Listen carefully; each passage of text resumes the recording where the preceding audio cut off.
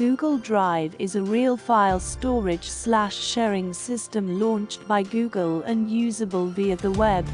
To start using Google Drive, you need to log in to the website drive.google.com. If your account is not logged in, a login window will open.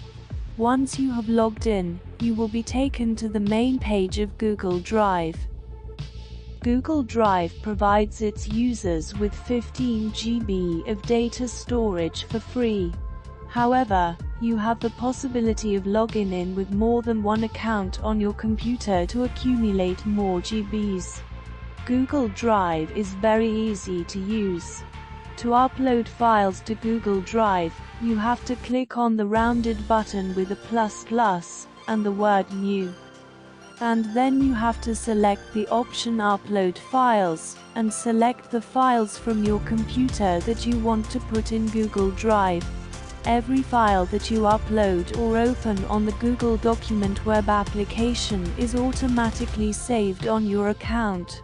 However, this application is not only used to transfer ordinary files to our computer, but can also be used by several people at the same time.